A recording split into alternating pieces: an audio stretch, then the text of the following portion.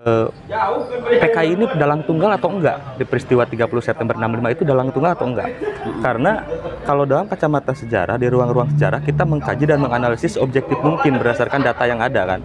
Nah, pada saat ini data yang tersedia itu kurang lebih ada 5 versi yang mengatakan siapa dalang dari 30 September ini. Dominan hari ini generasi muda krisis dialektis. Mereka hanya mengambil satu sumber, tidak kemudian dibenturkan dengan sumber-sumber lain. Tidak komprehensif ya, Bu. Tidak komprehensif lagi kan seperti itu. Itu permasalahannya.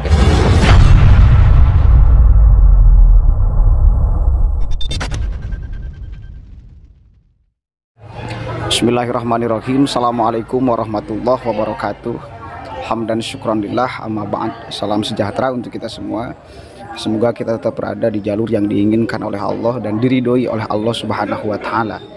Sahabat-sahabat sekalian, saya ingin memenuhi janji saya untuk membedah film G30 SPKI ya. Membedah. Membedah film itu. Jadi saya menghadirkan dua narasumber yang insya Allah kompeten di bidangnya.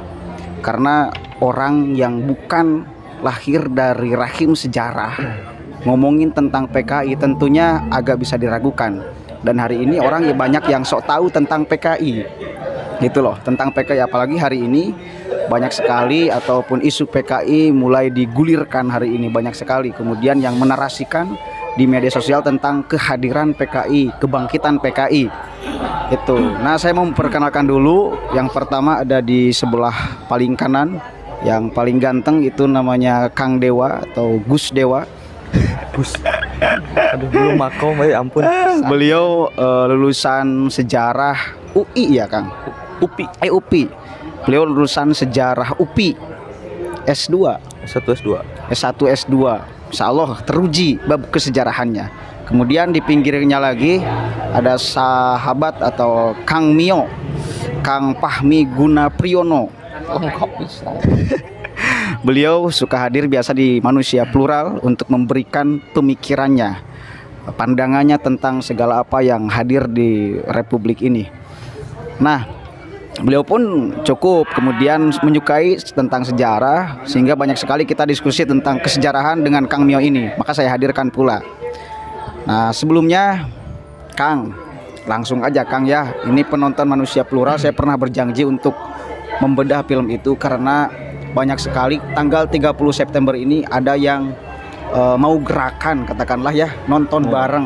Kira-kira perkara edukasi nonton film itu seperti apa, Kang? Ada nggak nilai edukasinya, atau itu yang difilmkan di dalam film tersebut itu objektif atau tidak, atau memang ada kepentingan di dalamnya? Fakta PKI di film itu bisa dijadikan sumber atau tidak gitu, Pak? Oke, sebelumnya saya menyapa para fansnya Manusia Plural ya. Luar biasa. Channel YouTube yang selalu bikin greget gitu. Bikin greget dan dicari-cari gitu. Asik. Nah, ini pembahasan mengenai kegiatan atau momentum 30 September ini memang selalu asik dan menjadi bahan perdebatan dari dulu ya, dari zaman Orde Baru sampai sekarang ordean lah gitu ya. Sampai sekarang luar biasa selalu diperdebatkan dan ini selalu menjadi isu yang seksi gitu. Nah, berbicara relevansi, bisa nggak dijadikan rujukan sejarah, ataukah masih relevan nggak kita nonton film buatan Arifin C. Nur pada saat itu tentang PKI? Kalau dalam aspek mengingat peristiwa Jahanam ya, peristiwa Jahanam nah, tadi diceritakan peristiwa Jahanam itu kita bolehlah mengingatnya. Tapi kalau kita seakan-akan taklid buta dan membenarkan bahwa film itu 100% utuh kejadiannya seperti itu, tepat dan lain sebagainya, kita harus mengkaji ulang nih, harus menganalisis ulang. Karena kenapa? Karena pada saat itu film ini dibuat diantaranya sebagai media untuk pelanggengan kekuasaan Orde Baru gitu. Kenapa seperti itu? Karena kalau kita berbicara PKI pada saat ini setelah era reformasi dengan keran informasi yang dibuka selebar-lebarnya, ternyata luar biasa. PKI ini dalang tunggal atau enggak di peristiwa 30 September 65 itu dalang tunggal atau enggak? Karena kalau dalam kacamata sejarah, di ruang-ruang sejarah kita mengkaji dan menganalisis objektif mungkin berdasarkan data yang ada kan. Nah, pada saat ini data yang tersedia itu kurang lebih ada 5 versi yang mengatakan siapa dalang dari 30 September ini. Memang betul ada yang versi paling sering kita dengar itu adalah versi PKI sebagai dalang kejadian 30 September 65 itu. Karena kenapa? Karena mau nggak mau kita juga kan selalu dicocoki dengan film itu sedari kecil lah. Ya betul. Ya, dari kecil bahkan kita diwajibkan. Bahkan saya selalu lari kalau mendengar backsoundnya karena serem sekali backsoundnya gitu kan. Darah ini merah jenderal ya, kan gitu. Jakarta adalah kunci. Nah itu jadi serem memang kalau mendengar backsoundnya, terus alur ceritanya, wah nuansa kekerasan muncul di sana. Itu nuansa kekerasan sangat muncul di sana. Nah terus juga selain versi PKI sebagai dalang peristiwa 65, 30 September 65, ada juga yang mengatakan justru ini adalah dalang Soeharto atau Orde Baru di sana. Gitu. Jadi bukan murni kelakuan PKI. Nah kita kalau berbicara data, ini versi gitu ya, versi. Ini bukan versi pure PKI gitu. Nah, tapi dibuat oleh film, makanya pada masa Orde Baru tanggal 30 September ini selalu dituliskan G30S_PKI. Tapi saat ini sejak 2004 kurikulum pendidikan pun saya rasa ini sudah menghilangkan kata PKI-nya. Jadi lebih ke gerakan 30 September gitu. Padahal ketika awal pun Orde Baru muncul, Soeharto itu bilang Gestapo ya, gerakan 30 September gitu. Gerakan September 30. Nah, terus Soekarno menamainya Gestok, gerakan 1 Oktober karena Soekarno beranggapan dalam pidato menuju terakhir Soekarno turun gitu. Dia bilang bahwa di Gestok ini, kenapa saya beri nama Gestok, karena memang peristiwanya terjadi pada 1 Oktober. Jadi sudah lewat dini hari itu. Gitu. Dia menamakan Gestok. Itu versi kedua, jadi ada Orde Baru itu. Versi ketiga, ini ada CIA. Gitu. CIA main di sana karena ekses dari Perang Dingin pada saat itu Amerika Soviet. Eksesnya itu. Dan Indonesia menjadi lahan. Kenapa lahan? Karena Partai Komunis di Indonesia itu sangat besar. Ini potensi yang luar biasa yang bagi Amerika berpandangan bahwa Allah ini bakal merepotkan nih ke depannya. Baik itu dalam segala aspek lah. Perekonomian dan lain sebagainya. Sehingga perlu ada stimulus gitu untuk dalam tanda petik menghancurkan PKI di Indonesia. Polanya seperti apa gitu. Terus yang keempat itu ada friksi gitu dalam tubuh angkatan darat. Jadi di angkatan darat itu di militer, Harold Crouch mengatakan dalam bukunya di sana, jadi pada era 65 itu terdapat 2 kubu dalam tubuh angkatan darat yang sama-sama benci PKI sebetulnya. Keduanya itu anti PKI, tapi berbeda dalam menyikapi Soekarno.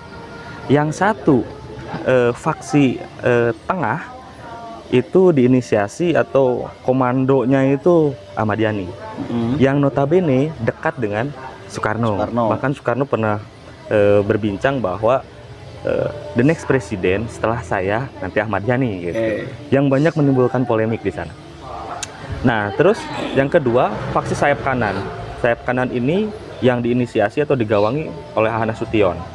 Gitu. Di mana Hana Sution ini kalau kita berbicara sejarah, Hana Sution ini banyak pasang surut lah hubungannya dengan Soekarno itu. Kadang-kadang harmonis, kadang-kadang renggang, harmonis lagi gitulah. Nah itu, terus yang kelima ini peristiwa ini diinisiasi justru oleh Soekarno gitu, dengan berbagai pertimbangannya gitu. Jadi luar biasa, sebetulnya ada 5 versi untuk saat ini yang memang bisa dijadikan acuan mengenai gerakan 30 September. Berarti gitu. Film itu kira-kira film itu serat kepentingan atau tidak? Kenapa yang dijadikan sebagai tontonan bahkan kewajiban itu film versi itu gitu loh. PKI versi itu. Ya, film itu dibuat memang akan syarat akan kepentingan. Sangat syarat akan kepentingan, luar biasa sekali gitu. Terus saya pernah mencatat Jokowi itu Presiden Jokowi dalam 2 tahun yang lalu lah pernah membuat wacana bahwa upaya untuk penyadaran kembali tentang bahaya laten komunis ini harus ada, tapi dengan film yang baru.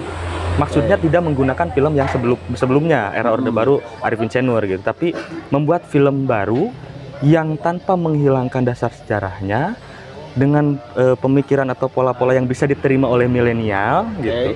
Sehingga film ini menjadi upaya penyadaran masyarakat terhadap bahayanya komunis gitu. Tapi sampai saat ini juga Presiden Jokowi belum membuat hal itu. Jadi wajar rasanya kalau memang masyarakat yang takut gitu ya, takut akan bahaya laten komunis, menginginkan wah nonton lagi film yang dulu, nonton lagi film yang dulu. Padahal kalau berbicara masalah relevansi ya, yaitu agak sedikit bergeser dari nilai murni sejarahnya gitu. Karena syarat akan kepentingan tadi itu. Itu. Oke, siap. Bung, menurut Anda Bung, bagaimana pandangan terhadap film G30 SPKI ini? Ya hampir serupa lah ya, hampir serupa dengan apa yang disampaikan sahabat kita ini ya mengenai film tersebut. Tentunya yang namanya film itu tentu butuh sebuah bumbu-bumbu lah ya tadi ya, bumbu-bumbu yang kemudian film itu kan menyesuaikan dengan keadaan pasar. Nah, karena film itu komoditi kan. Nah, jikalaupun memang ada upaya apa ya berupa propaganda dalam film itu, ya itu sah-sah saja. Karena apa? Ya karena penguasa pada saat itu siapa, punya kepentingan apa, ya gitu. Jadi kalau kita lihat Pandangan politik biasa. lah ya itu karena hal yang akademik ya tidak boleh dong kemudian keobjektifannya menjadi hilang. Nah lalu kemudian bagaimana tanggapan dari perspektif akademik? Tentu itu hal yang keliru jika kita memandang film tersebut itu dijadikan sumber satu-satunya untuk kita mempelajari PKI gitu. Karena ketika kita mau akan mempelajari sebuah tragedi, kejadian, nah, tentunya kita harus memerlukan sumber-sumber yang betul-betul komprehensif dan dapat dipertanggungjawabkan lah tentunya ya. Ya kalau kita hanya melihat film itu tentunya itu kita kurang bijak lah. Kita kurang bijak ketika film tersebut dijadikan sumber satu-satunya dan menjadi film tersebut dijadikan apa ya? Penafsiran ataupun film tersebut dijadikan referensi lah itu jadi nggak mungkin lah, nggak keliru, kurang bijak gitu. Karena kalau kita melihat film tersebut ya betul tadi banyak sekali aroma politis di situ, muatan politis, jadi kurang pas seperti itu. Dan aku lihat sih ini kurang representatif lah kalau kita harus belajar sejarah lewat film tersebut. Dan film tersebut sendiri kan merupakan salah satu agenda propaganda juga dari penguasa pada saat itu. Jadi aku kira film itu kalau kita mau mempelajari sejarah jangan lewat film itu, tapi buka sumber-sumber buku-buku yang lain lah dibandingkan harus menonton film. Jadi bisa ditarik kesimpulan yang pertama tentang film itu belum tentu benar fakta PKI seperti itu. Kemudian film tersebut adalah serat akan kepentingan gitu loh. Mungkin itu poin intinya. Kemudian sekarang katanya PKI mulai bangkit Pak. Dan salah satu mantan jenderal ya, itu siapa? Ya, mantan panglima. Mantan panglima itu Pak Gatot itu mengkampanyekan tentang bahaya laten kebangkitan PKI. Itu kira-kira seperti apa? Sementara kemudian kita mengenal Menteri Pendidikan Pak Nadiem Makarim itu bahkan ingin menghapuskan sejarah katanya di pelajaran gitu loh. Itu kira-kira tanggapannya seperti apa? Apakah tidak harus lagi mempelajari sejarah atau memang sejarah hari ini yang berseliweran itu gak benar semua sehingga tidak perlu diajarkan ulang atau seperti apa Pak? Betul. Nah, gini ya, kebetulan momentumnya pas juga dengan yang lagi lagi in lah, lagi rame juga berkaitan dengan sebetulnya bukan penghapusan mata pelajaran sejarah sih yang saya lihat gitu, tapi bentuk penyederhanaan kurikulum di mana jam sejarah itu dalam tanda petik dikurangi, bahkan untuk tingkat SMK itu dihilangkan, dan untuk tingkat SMA itu kalau nggak salah hanya sebagai peminatan yang dipilih dari sekumpulan mata pelajaran IPS gitu. Nah, saya juga asik nih ngobrolin ini karena entahlah Mas Menteri itu berpikirnya seperti apa, sehingga mata pelajaran sejarah ini harus dikurangi. Padahal sejarah itu adalah salah satu poin penting dalam membangun wawasan kebangsaan gitu.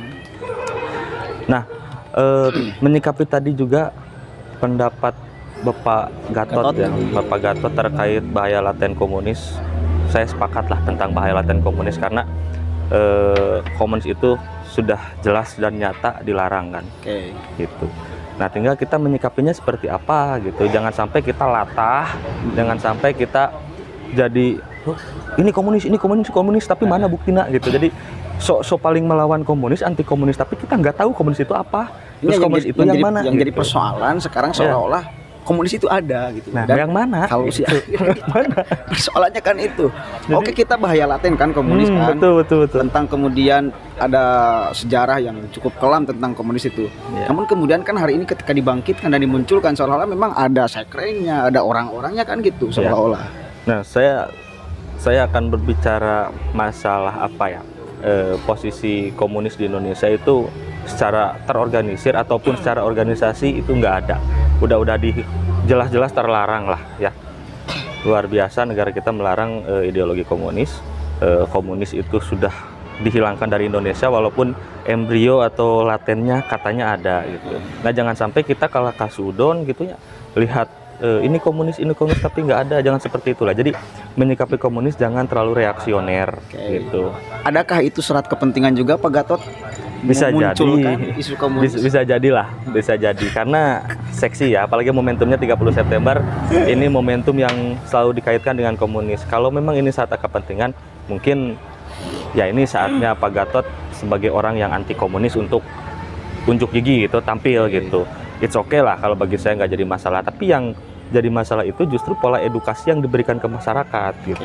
Pola-pola penyadaran akan bahaya komunis itu seperti apa? Jangan membangkitkan ketakutan gitu. Jangan seolah-olah bikin parno orang-orang gitu akan bahaya komunis, tapi padahal pola mengedukasinya kan bisa lebih soft gitu. Seperti tadi lah, lewat pola edukasi ya, pemerintah memang harus bersinergi lah. Pemerintah, parlemen, semua level golongan tuh harus bersinergi dan menyamakan persepsi bahwa kita ke komunis gitu ya, kesal komunis dan kita anti komunis, kita sepakati itu. Tapi jangan sampai ya tadi reaksioner terus aji mumpung gitu, memposisikan wah ini momentum 30S nih, semua bisa berbicara tentang komunisme, tapi kan nggak seperti itu juga. Nah, harus ada pola edukasi penyadaran, tidak hanya melalui film. Kalau memang Pak Gatot mau bikin gerakan, it's okay, bagus lah berarti, dan tunjukkanlah bahwa dia seorang anti komunis gitu. Tapi mudah-mudahan memang itu murni ikhlas tulus untuk mengedukasi dan menggalang bahwa yuk sama-sama kita membentengi diri dari paham-paham komunis ini gitu. Saya sepakat kalau Pak Gatot seperti itu, tanpa muatan politis lain gitu. Karena Pak Gatot ini seorang patriot, seorang yang negarawan lah ya, yang luar biasa. Saya juga ngefans akan kiprah dia di dunia militer yang begitu cemerlang gitu. Mudah-mudahan Pak Gatot tulus menjalani itu. Dan untuk Mas Menteri, mudah-mudahan Mas Menteri berpikir ulang untuk penyederhanaan sejarah. Karena betul sejarah ini memang milik penguasa. Tapi mudah-mudahan Mas Menteri sekali lagi bisa berpikir objektif akan pentingnya belajar sejarah. Jas merah kalau kata Soekarno. Nah, Cek Soekarno mah jas merah. Dan mudah-mudahan Mas Menteri juga masih ingat kata-kata beliau ketika mau dilantik ya. Saya memang tidak mengerti masa lalu, tapi paling tidak saya tahu masa depan. Nah, padahal kita harus ngerti itu muncul istilah wangsit, amanat galunggung ya. Amanat galunggung kan hananguni hana mangke gitu ya. Maayangke lamun eueuh ayeuna cepare basana gitu tah. Makanya pembelajaran sejarah pun seperti itu. Terus juga saya agak sedikit kaget mendengar pernyataan dari salah satu komisioner KPI ya, KPAI kalau nggak salah, Bu Retno ya, yang berbicara bahwa pelajaran sejarah itu seolah-olah mengajarkan tentang kekerasan dan lain sebagainya. Justru yang kita pelajari itu bukan masalah kekerasannya gitu. Justru kita memotret peristiwa itu, diajarkan agar tidak terjadi kembali gitu, tidak terulang kembali. Justru itu pola edukasi yang baik. Bukan berarti karena lantas di sejarah banyak peperangan, banyak Namanya juga pertumpahan sejarah. darah, namanya juga sejarah gitu ya. Dan lain sebagainya, kudeta lain sebagainya. Lantas dianggap bahwa mempelajari sejarah itu hal yang tidak tepat dan keliru gitu. Kurang Ya mendidik. harusnya justru kita memotret itu, diajarkan kepada anak itu, pada siswa agar tidak terjadi hal serupa. Itu salah satu fungsi dari belajar sejarah gitu, agar tidak terulang hal-hal serupa itu. Siap. Bung, menurut pandangan Anda tentang isu PKI yang menggelembung hari ini, bagaimana? Nobar, ada nobar mungkin di tempat Bung? Ya, kita kan harus objektif ya, memilah-milih lah dalam kita melihat segala hal. Nah, kalau kita lihat PKI komunis, ya ini sama seperti kita melihat mana Yahudi, mana Israel, mana Zionis. Nah, kan itu berbeda kan, tiga hal berbeda. Namun kita seolah-olah kita pukul rata kan seperti itu. Kita pukul rata hal tersebut. Nah, kalau kita melihat PKI, tentunya PKI itu sebuah kelembagaan partai politik ya. Komunis itu ideologi, mereka berbeda tempat hidup lah, beda apa istilahnya, habitatnya. Kalau partai politik tentunya dalam birokrasi pemerintahan, dalam pemerintahan dan politik seperti itu. Nah, kalau kita berbicara ideologi tentu berbeda lagi. Ideologi itu hidup dalam sebuah pemikiran, dalam isi kepala. Dan kita tidak bisa melihat bahwasanya si A itu PKI, si B PKI, si A komunis, si B komunis, kan seperti itu. Sulit. Nah, kalau komunis itu, kalau PKI itu tentunya partai politik terlihat atributnya seperti apa, Strukturnya ada, strukturnya jelas, kan sekretnya. gitu. Sekretariatnya ada gitu. Namun sampai hari ini hal tersebut tidak bisa dibuktikan bahwasanya PKI itu benar-benar hidup di Indonesia sejak turunnya disahkannya TAP MPR waktu itu, TAP MPRS ya gitu. Ya. Nah, sampai hari ini kan tidak bisa dibuktikan mana sekretariatnya. Kalau bendera kan bisa produksi, kita cari aja siapa yang memproduksi bendera tersebut, kan gitu. Bahkan dalam beberapa demonstrasi ke belakang, salah satu ormas itu membawa bendera Palu Arit. Nah, ini buktinya. Loh, kita tanya aja, tinggal telusuri aja siapa yang memproduksi ini bendera tersebut, kan gitu. Itu kan mudah. Bisa Nah, nyetak sendiri ya itu mah. gampang, itu hal yang mudah kan gitu. Nah, jadi kalau bicara PKI kita gampang atau mudah melihat. Nah, bahkan Jenderal Purnawirawan Kiflan Zen ya sempat berbicara untuk PKI simpatisan di Indonesia itu ada 16 juta. Lumayan lah duduk di kursi, buat modal duduk di kursi di MPR ya, DPR itu udah dapat tuh. Udah dapat. Nah, sampai hari ini kan mana buktinya yang kita cari? Satu lagi. Kalaupun PKI tidak memungkinkan untuk hadir kembali, apakah ada neo PKI? Kami PKI oke iya, tapi neo PKI. Apa yang disebut neo PKI itu kira-kira? Neo PKI. Ntar dulu kita berbicara dulu PKI dulu. Neo atau pos? Pos PKI. Ya jadi kekinian ya. Neo PKI. Jadi itu hal yang aku kira sebuah halusinasi lah. Oke, kita bicara komunis sampai hari ini tentu ada. Karena ideologi tersebut itu hidup dalam pemikiran seseorang. Jikalaupun memang hari ini ada yang menganut komunisme, tentu pasti ada. Karena hidup dalam pemikiran seseorang. Karena pemikiran itu tidak bisa dibatasi oleh kita, kan gitu. Nah, kalau PKI nggak bakal bisa hidup lagi. Karena apa? Masih adanya TAP MPRS. Jadi nggak bisa Dilarang hidup lah. lagi. Dilarang. Organisasi terlarang. Partai politik terlarang. Terus dengan underbow-nya organisasinya itu kan terlarang. Jadi nggak mungkin. Kalau kita berbicara ideologi komunis hidup dan diterapkan di Indonesia, ini nggak mungkin. Itu ideologi usang. Banyak negara-negara yang runtuh hari ini dengan sistem global hari ini yang mengusung ideologi atau tatanan sosial yang berbeda. Komunis tidak bisa masuk ke situ. Bahkan yang terakhir kalau kita lihat sampai hari ini Cina katanya negara komunis, tapi kan ternyata dalam praktik ekonomi mereka bebas, kapitalistik. Ya. Sekarang kita lihat Korea Utara itu bukan komunis murni gitu. Itu kekaisaran, aku bilang itu kekaisaran kan gitu. Nah, lalu kita lihat lagi Kuba sekarang sudah membuka keran diplomasi dengan Amerika Serikat.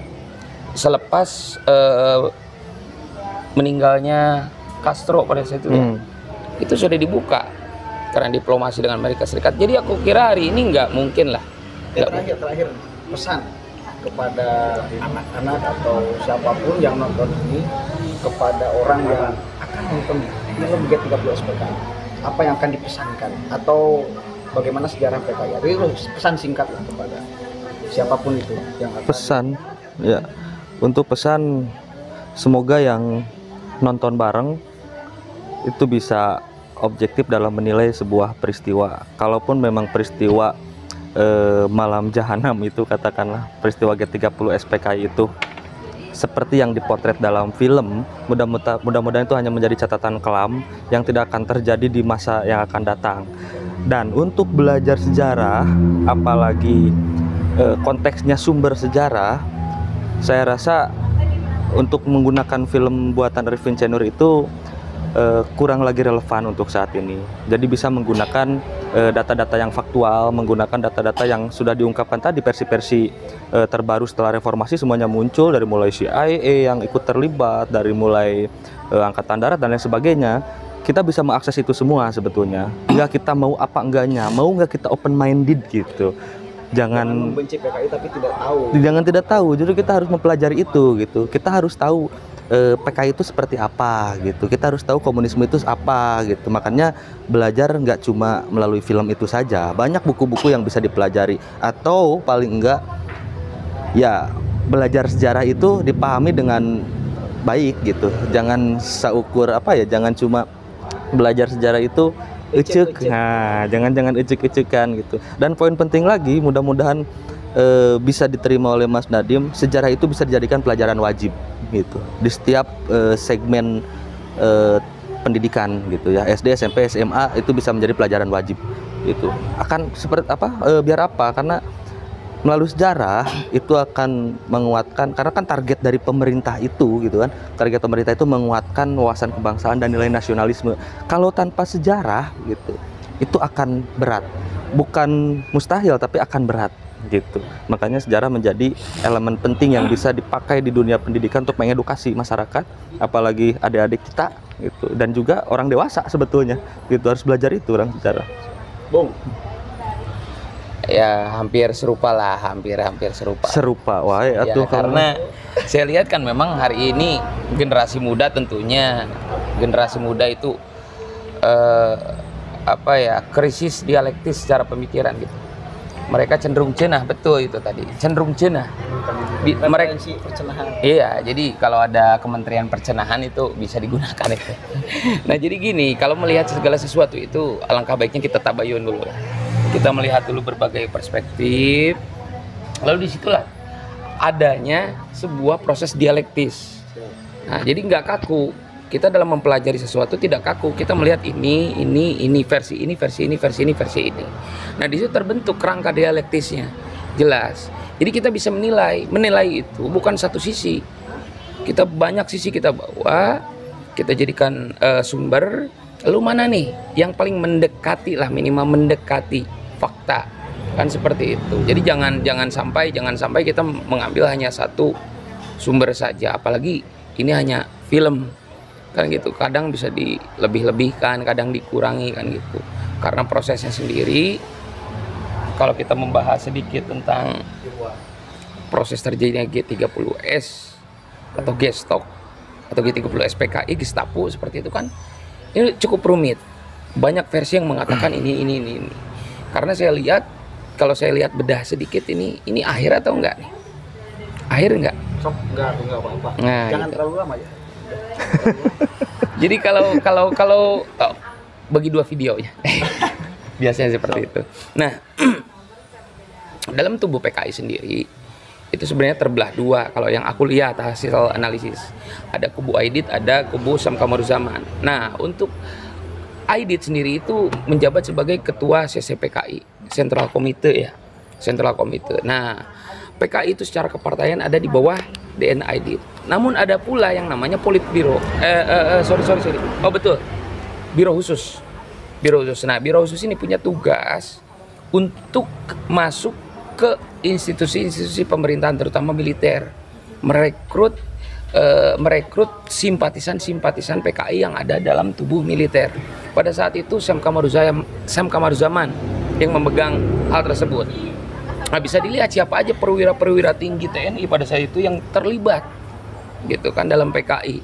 Ada Letkol Untung, ada yang akhir-akhir ini sering dibilang Letkol Untung itu perwira buta politik katanya gitu. Karena itu alat, dia dijadikan alat. Bahkan sampai detik akhirnya dia masih percaya Pak Harto akan menyelamatkan dia, kan gitu.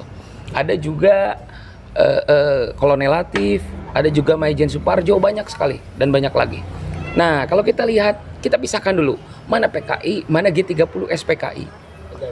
Kalau G30 SPKI berarti itu tragedi yang terjadi 30 September sampai 1 Oktober lepas dini hari, penculikan terhadap jenderal. Dan kalau kita lihat orang-orang atau personel yang menculik para jenderal itu adalah TNI, golongan militer. Agak panjang lagi kayaknya. Golongan militer gitu kan. Ada juga golongan-golongan lain. Jadi sipilnya sendiri tidak ikut di situ. Bahkan untuk sipil sendiri mereka membasis di Lubang Buaya pada saat kejadian. Sukarelawannya. Waktu itu kan 500 orang dari Brawijaya, 500 orang dari Diponegoro, terus juga 60 orang atau bisa dikatakan 2 peleton itu dari Cakrabirawa. Nah, itu kan bukti keterlibatan di situ adalah militer. Dan kita bisa lihat berarti itu ada juga berhubungan juga dengan konflik militer di internal militer itu sendiri. Betul. Gitu. Apalagi adanya berbagai kepentingan militer di dalamnya, itu bisa diruntut dari beberapa kejadian konflik-konflik di sebelum G30 SPKI pada saat itu. Dari mulai bagaimana salah satu perwira tinggi militer itu menghadapkan moncong meriam ke istana kan pada saat itu. Ada juga konflik-konflik lain seperti konflik alumni Kenial dan alumni PETA di situ. Ada juga sentimen antar matra, antara udara, laut dan udara. Itu kan banyak sekali konflik. Jadi banyak sekali versi. Nah, lalu kemudian bagaimana kita menyikapi hal tersebut secara bijak? Maka dari itu aku kira dominan enggak semua. Dominan hari ini generasi muda krisis dialektis. Mereka hanya mengambil satu sumber, tidak kemudian dibenturkan dengan sumber-sumber lain. Tidak komprehensif ya, Bung. Tidak komprehensif lagi kan seperti itu. Itu permasalahannya. Kita harus lebih bijak lah kepada generasi muda. Kalau nonton silakan nonton, tapi juga jangan cuma nonton doang. Kita bedah benar atau tidak, mendekati benar atau tidak gitu. Nah, itu saja. Oke, siap. Ada lagi, Pak? Tambahan.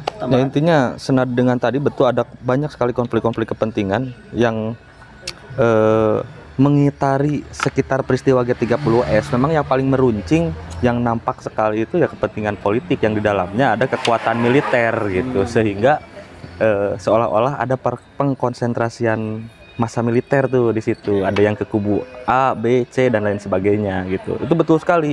Harold Crouch itu membedah mengenai masalah itu. Ada faksi-faksi dalam tubuh militer, bahkan secara spesifik di AD, apalagi di luar AD gitu kan, di luar Angkatan Darat ada yang AU. Bahkan kenapa sampai peristiwa itu terjadi di lingkungan, ya katakanlah lingkungan miliknya AU lah, seperti itu ya, daerah Halim dan lain sebagainya. Terus posisi daerah Halim ketika malam itu seperti apa, itu kan banyak sekali kontroversi di dalamnya. Jadi jangan sampai kita langsung mengecap bahwa yang salah pada 30 September itu PKI gitu 100% gitu. Tapi kita juga harus mengkaji dalam berbagai versi lah, berbagai aspek gitu.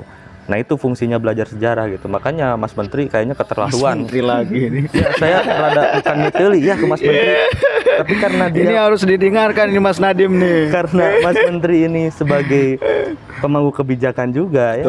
Jadi ayolah, sejarah ini dijadikan sebagai elemen yang sangat penting gitu untuk membentuk karakter bangsa yang katanya bernuansa nasionalisme gitu kan, terus juga menguatkan nasionalisme dan juga berwawasan kebangsaan yang kuat dan tinggi itu gitu. Siap.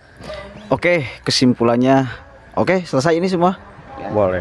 Ini mungkin kurang ya untuk menjelaskan membeberkan bagaimana PKI, mungkin kurang. Nanti di lain Segmen selanjutnya lah. waktu saya akan hadirkan kedua sumber yang luar biasa di dalam memahami tentang sejarah ini ya.